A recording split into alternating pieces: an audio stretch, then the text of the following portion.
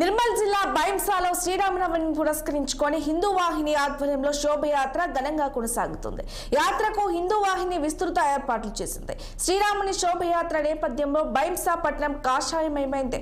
పురాణ బజార్ గోశాల నుండి ప్రారంభమైన ఈ యాత్ర ప్రధాన వీధుల గుండా రామ్లీలా మైదానం వరకు కొనసాగనుంది. ఇక అత్యంత వైభవంగా నిర్వహించనున్న ఈ శోభయాత్రకు ఎంపీ గడం నగేష్, ముతోల్ ఎమ్మెల్యే రామారావు పటేల్, పలువురు ప్రముఖులు హాజరయ్యారు.